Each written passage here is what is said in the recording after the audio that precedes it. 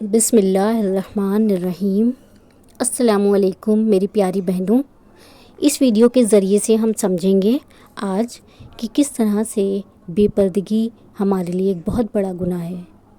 ایک مرتبہ حضرت علی رضی اللہ عنہ اور حضرت فاطمہ رضی اللہ عنہا ان حضرت صلی اللہ علیہ وسلم سے ملنے کے لیے آپ کے گھر تشریف لے گئے۔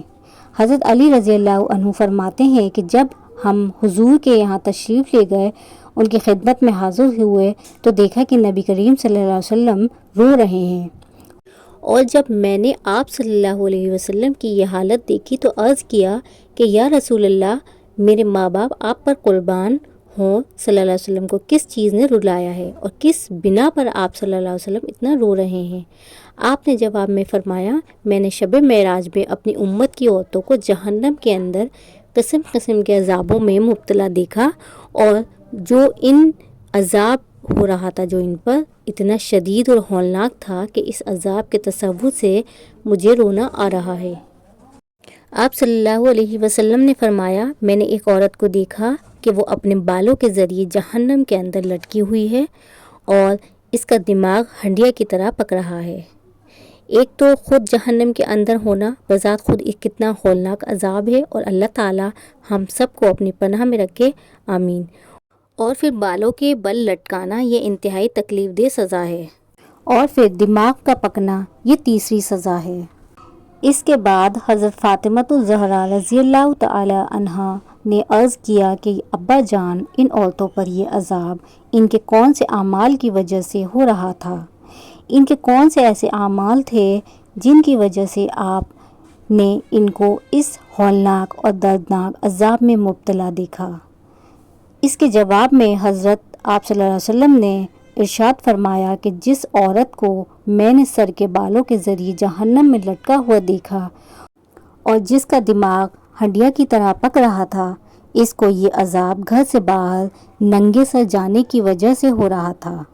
وہ عورت نامحرم مردوں سے اپنے سر کے بال نہیں چھپاتی تھی۔ اب اگر ہم اپنے آس پاس دیکھیں تو ہمیں آج یہ گناہ عام ہوتا ہوا نظر آتا ہے۔ حالانکہ خواتین کے لیے حکم یہ ہے کہ سر کے بال ان کے ستر کا حصہ ہیں، کیونکہ عورت کا پورا جسم سر سے پاؤں تک سوائے چہرے کے اور سوائے دونوں ہتھیلیوں کے اور دونوں پیروں کے پورا جسم ستر ہے، جس کو نماز میں چھپانا فرض ہے، کیونکہ اگر نماز میں کم از کم چوتھائی سر کے بال کھل جائیں اور اتنی دیر کھلے رہیں کہ جتنی دیر میں 3 مرتبہ سبحان اللہ پڑھ لیا جائے تو نماز نہیں ہوگی، یا اگر کسی عورت نے سر پر باریک دوپٹہ اوڑھ لیا جس میں سر کے بال جھلک رہے ہیں تو ایسے دوپٹے میں بھی نماز نہیں ہوگی، کیونکہ ستر چھپانے کی شرط پوری نہیں ہوئی۔ بعض خواتین باریک دوپٹے میں نماز پڑھ لیتی ہیں یا اس دوپٹے کو دوہرا کر لیتی ہیں، حالانکہ دوہرا کرنے کے بعد بھی بال نظر آتے رہتے ہیں، یا بعض اوقات دوپٹہ اتنا چھوٹا ہوتا ہے کہ اس کے اندر سے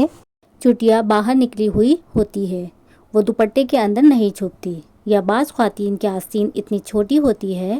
کہ وہ دوپٹہ پہننے کے باوجود ان کے بازو گٹوں تک نہیں چھپتے، اور مسئلہ یہ ہے کہ اگر چوتھائی سر کے بال کھل جائیں یا چوتھائی کلائی کھل جائے یا چوتھائی پنڈلی کھل جائے اور 3 مرتبہ تسبیح پڑھنے کے برابر کھلی رہے تو نماز نہ ہوگی،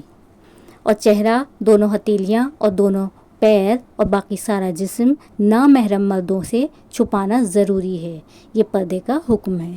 اللہ تعالی ہم سب کو پردہ کرنے کی توفیق عطا فرمائے، آمین۔ السلام علیکم۔